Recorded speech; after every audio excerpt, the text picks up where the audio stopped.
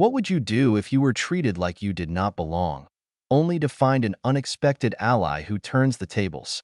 In this powerful story, Amina Diallo faces blatant discrimination at an elite university in Boston. When Professor Samuel Greene steps in, he not only defends what is right, but also upholds the values of justice and accountability. This story challenges assumptions and reminds us of the power of standing up for what is right. The morning sun peeked through the tall glass windows of Boston's prestigious Hawthorne University, casting sharp lines across the stone pathways. Students shuffled between towering ivy-covered buildings, their conversations blending with the distant hum of traffic. For Amina Diallo, standing at the entrance of this elite institution felt like stepping into another world, one where her Senegalese roots and the rich warmth of her Dakar upbringing felt distant and almost fragile against the cold, polished marble of academia. Amina adjusted her hijab, its deep blue fabric catching the breeze as she clutched her worn leather backpack tighter.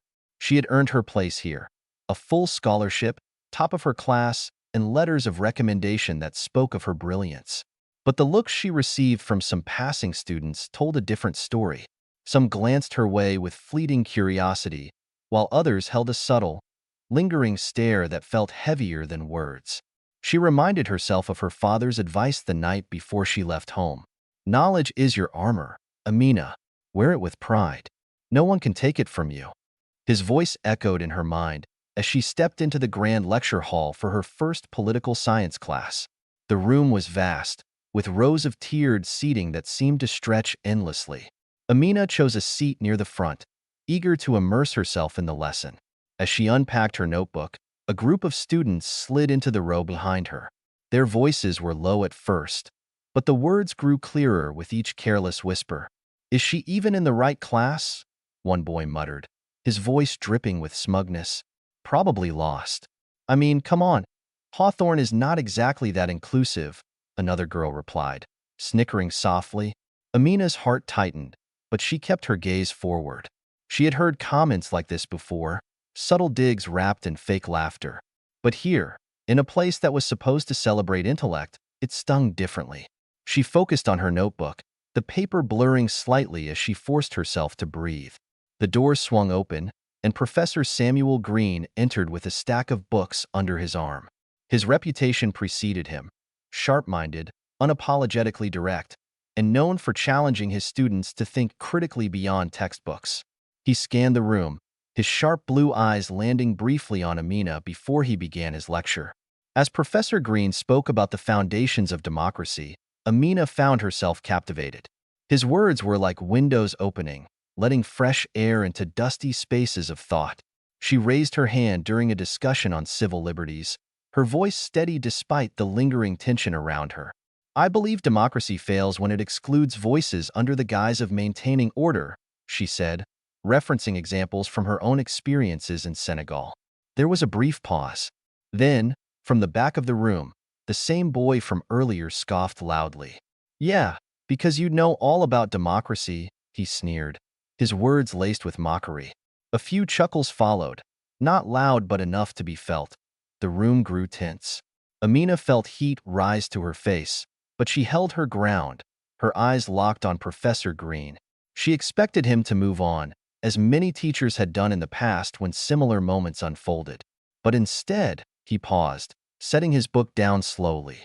Professor Greene walked to the center of the room, his gaze sweeping across the students. "Is there something amusing about the principles of democracy?" His voice was calm, but there was an edge to it, sharp as a blade. The boy shifted uncomfortably in his seat. "I just thought it was ironic. That's all." "Ironic?" Professor Greene repeated, stepping closer. "You find irony in someone speaking from a perspective different than yours? Or is it because her name, her accent, or her appearance does not fit the narrow box you've labeled as qualified to discuss such topics?" The room was silent. The boy swallowed hard, looking away. Professor Greene's gaze softened slightly as he turned back to Amina. "Intellect has no uniform. It does not require permission from ignorance to exist." Amina felt a rush of something unfamiliar. Was it relief? Gratitude? She was not sure. But for the first time that day, she felt seen, not just as a student, but as a person who belonged. After class, as students filed out, some avoiding eye contact with her, Amina gathered her things slowly. She felt a presence beside her and looked up to see Professor Greene. "You spoke well today," he said simply. "Do not let small minds make you question your place here." Amina nodded, her voice caught somewhere between gratitude and disbelief. "Thank you, Professor." As she stepped out of the lecture hall, the autumn air felt different, crisp, yes, but not cold. It carried something else, something lighter. Perhaps it was the weight she had left behind in that room. But this was only the beginning. The days that followed Amina's first class at Hawthorne University were a delicate balance between resilience and exhaustion. Word of what had happened in Professor Greene's lecture hall spread faster than Amina could have imagined. It was not the content of her comment on democracy that fueled whispers across the campus, but rather the confrontation, Professor Greene's sharp defense of her against a student who, despite his arrogance, was part of Hawthorne's influential circles. Amina noticed the shift almost immediately. Some students offered polite nods, their smiles thin and performative, while others stared openly, their curiosity poorly masked by feigned indifference. She had become that girl, the one who had challenged not just a peer, but the unspoken social hierarchy of the university. In the library, where Amina often retreated to find solace among books, she overheard fragments of conversations. "Is she trying to prove something? I heard Greene only defended her because he's obsessed with being politically correct. Maybe she should just focus on her studies instead of making statements." The words were not always direct, but they lingered in the air, heavy and unavoidable. Yet Amina refused to shrink. She reminded herself of the sacrifices her family had made for her to be here. Her mother's calloused hands from years of sewing, her father's long hours teaching at a small school in Dakar. Also, their daughter could sit in these rooms, not just as a student, but as someone with a voice. One afternoon, as she sat beneath the sprawling oak tree near the campus quad, her notebook balanced on her knees, she felt a shadow fall across the pages. Looking up, she met the cautious gaze of Layla Chong, a classmate from her political science course. "Hey," Layla said hesitantly, tucking a strand of dark hair behind her ear. "Mind if I sit?" Amina gestured to the empty spot beside her. Layla sat down, her backpack slumping against the grass. There was an awkward pause before she spoke again. "I just wanted to say, what you said in class the other day, it was brave. And Professor Greene? That was something." Amina smiled faintly. "It shouldn't have to be brave to speak." Layla nodded, her expression thoughtful. "True. But here, sometimes it feels like it is." She hesitated, then added, "People can be, well, you've probably noticed." Amina chuckled softly, the tension easing slightly. "Yes, I have noticed." They talked for a while, their conversation drifting from class assignments to personal stories. Layla shared her struggles with being the daughter of immigrant parents who expected perfection, while Amina spoke of Dakar's vibrant streets and the quiet strength of her mother's unwavering belief in her. Their budding friendship became a small refuge amidst the undercurrents of judgment that rippled through the campus. But the whispers did not fade. In fact, they grew louder, fueled by resentment from those who believed Amina had upset the status quo. One morning, as Amina approached her locker in the humanities building, she found it defaced. Scrawled in bold, black marker were the words, "Go back to where you came from." Amina stood frozen, the words burning into her like branded iron. Around her, students passed by, some slowing to glance, others quickly looking away. No one said anything. No one stopped. She clenched her fists, her nails digging into her palms, grounding herself. She would not cry. Not here. Not now. Taking out her phone, she snapped a photo of the vandalism, then wiped the words away with tissues from her bag, scrubbing until her hands ached. But the sting of it remained, deeper than ink. Later that day, Amina found herself outside Professor Greene's office, the photo still on her phone. She hesitated, her finger hovering over the screen before finally knocking. "Come in," his voice called from inside. The office was lined with shelves of books, papers stacked neatly on his desk. Professor Greene looked up, his expression neutral until he saw her face. Without a word, she handed him the phone. He studied the image, his jaw tightening slightly. Then he set the phone down carefully. "Who did this?" he asked quietly. "I do not know," Amina replied, her voice steady despite the turmoil inside her. "But I thought you should see it." Professor Greene leaned back in his chair, his fingers steepled. "Thank you for bringing it to me. This will not be ignored." True to his word, the next day during class, he addressed the incident without naming Amina directly. "Hatred thrives in silence," he began, his gaze sweeping across the room. "Cowardice wears many faces, but the most common is indifference. When we ignore acts of bigotry, we become accomplices to it."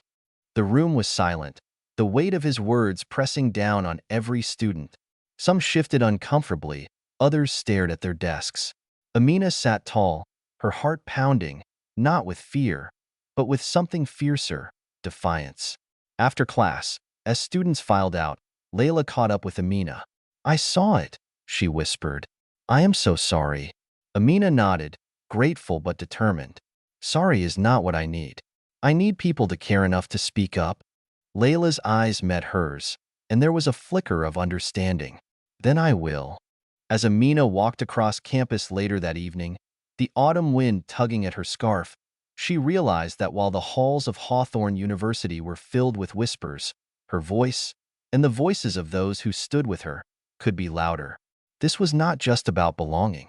It was about claiming space unapologetically, even when others tried to push her out. And she was just getting started. The days after Professor Greene's address were different. Something had shifted, not just for Amina, but across the entire campus of Hawthorne University. The walls that once held silent judgments now echoed with conversations that students had avoided for too long.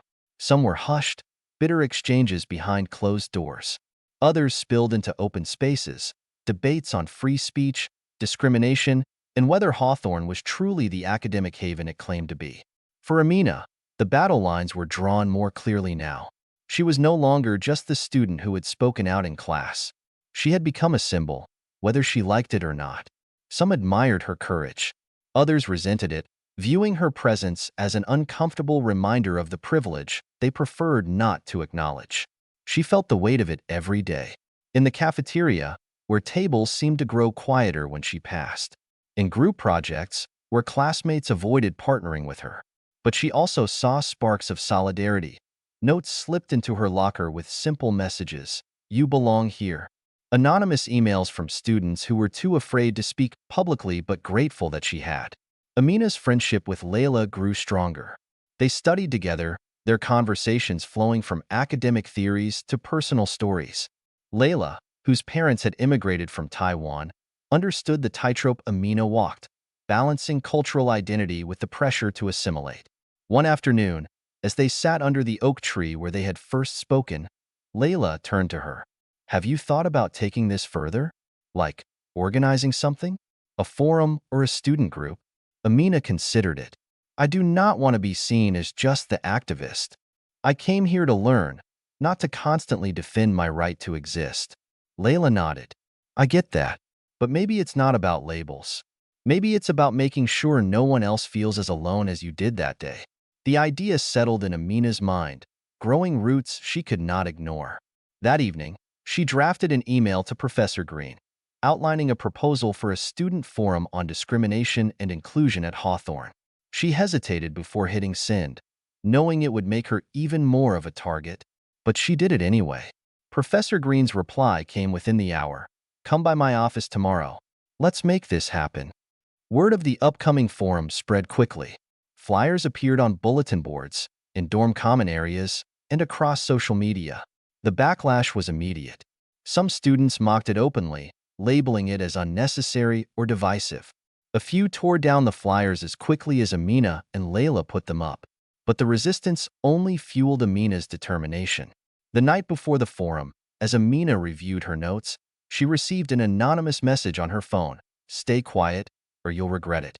Her heart raced, but she refused to let fear take root. She showed the message to Professor Greene the next morning. He read it, his expression darkening. "This is intimidation," he said. "We can report it." Amina shook her head. "No. If I back down now, they win. I am going to speak." The auditorium was packed when Amina arrived, the murmur of voices creating a tense undercurrent. She stood at the podium, her notes trembling slightly in her hands. But when she looked out over the crowd, she saw familiar faces. Layla sitting in the front row, Professor Greene standing to the side, his arms crossed in quiet support. She took a deep breath and began. I did not come to Hawthorne to be a symbol. I came here to learn. But learning does not happen in silence. It does not grow in spaces where some voices are valued over others. This university prides itself on academic excellence, but excellence means nothing without equity. It means nothing if students like me are made to feel like outsiders in the very classrooms we have earned the right to sit in. Her voice grew stronger with each word, fueled by the collective energy in the room. She spoke of the vandalism, the whispers, and the message she had received the night before. She spoke not just for herself, but for every student who had been made to feel invisible. When she finished, the room erupted, not in applause at first, but in something more powerful, conversations. Hands shot up, voices rising in both support and challenge. Some students shared their own experiences, breaking the silence that had gripped the campus for too long. Others argued, claiming the forum was unnecessary, that things were not that bad. But the most powerful moment came when a student who had previously been silent stood up.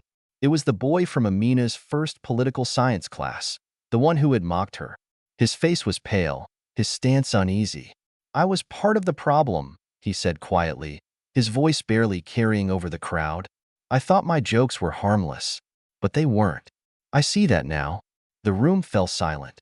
Amina met his eyes, seeing not just guilt, but the flicker of accountability. She nodded once, not forgiveness, but acknowledgement. After the forum, students lingered, continuing discussions in small groups.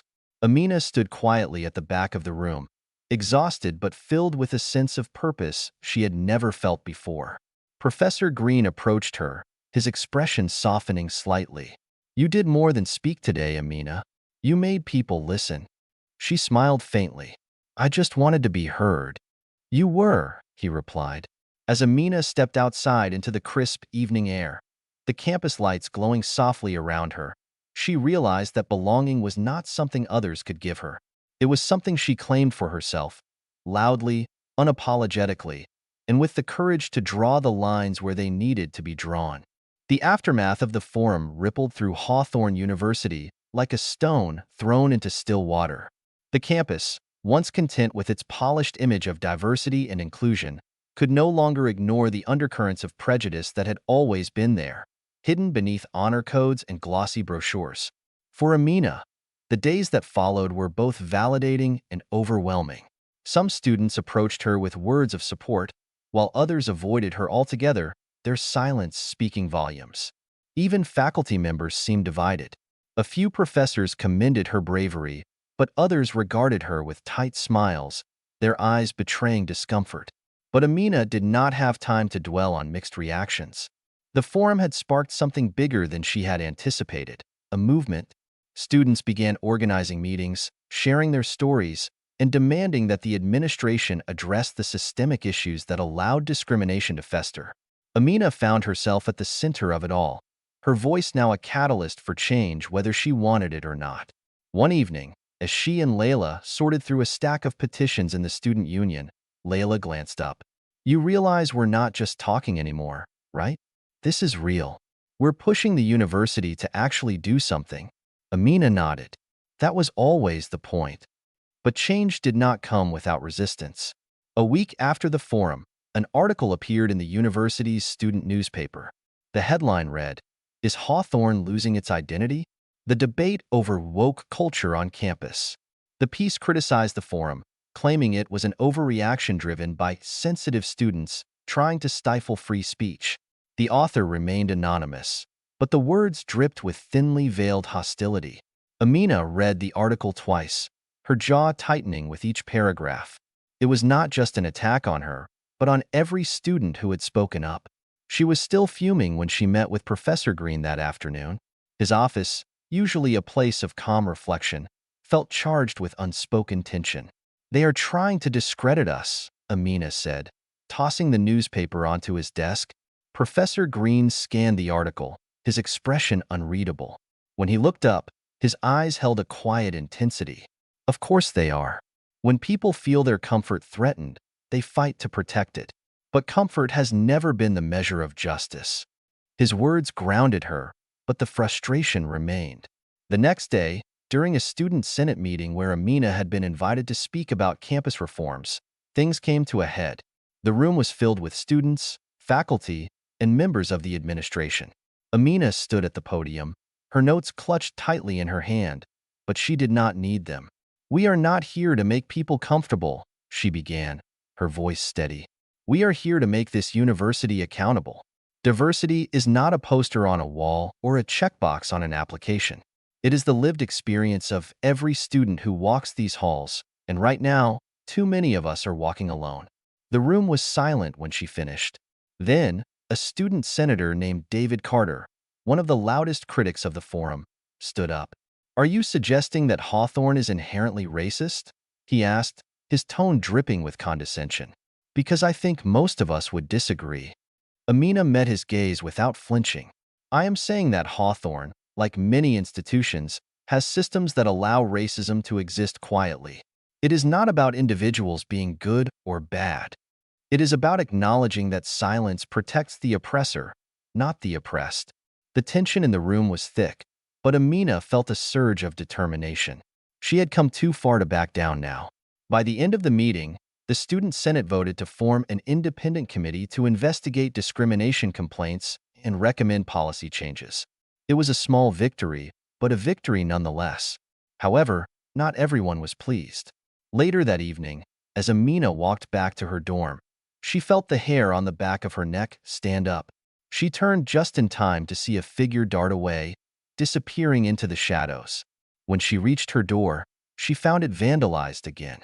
This time, the message was worse. "You do not belong here. Leave, or we will make you." Her hands trembled as she took a photo, her heart pounding, but she did not cry. She did not even flinch. Instead, she marched straight to campus security, filed a report, and forwarded the photo to Professor Greene. The next morning, Professor Greene stormed into the university president's office with Amina by his side. "This is no longer just about student behavior," he said, his voice sharp and unforgiving. "This is about the university's failure to protect its students." President Evelyn Marks, a woman known for her polished diplomacy, listened quietly before responding. "We take these matters seriously, Professor Greene. We will conduct an investigation." But Amina saw the hesitation behind her words, the careful language of someone more concerned with reputation than justice. "That is not enough," Amina said firmly. "We do not need another investigation that goes nowhere. We need action." The confrontation forced the administration to act publicly. They held a press conference, promising reforms, increased security, and mandatory diversity training. It was not everything Amina had hoped for, but it was a start. In the weeks that followed, things slowly began to change. Policies were reviewed, discussions continued, and students who had once remained silent found their voices. But the most significant change was not in the university's rules. It was in Amina herself. She had arrived at Hawthorne hoping to blend in, to prove herself through quiet excellence. But she had learned that sometimes excellence was not quiet.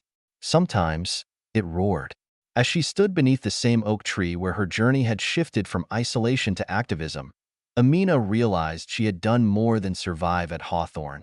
She had claimed her space, not with permission, but with power. And she was not done yet. Spring arrived at Hawthorne University with a quiet resilience, the snow melting into patches of green that crept across the campus grounds. The trees lining the quad bloomed with new life. But for Amina Diallo, the season's change was more than just a shift in weather. It marked the beginning of something she had fought for, something that had cost her sleepless nights, public scrutiny, and the painful realization that progress often comes with scars. The campus was different now. It was subtle. Conversations that would have been whispered in corners now took place openly. Students who once turned away when she passed now offered nods of acknowledgement. The administration had implemented the reforms promised after the press conference: mandatory diversity training, a student-led oversight committee for discrimination complaints, and a scholarship fund named after a former student who had faced similar struggles years before. But Amina knew the real change was not in the policies. It was in the people. She walked through the main hallway of the Humanities building, where her locker had once been defaced.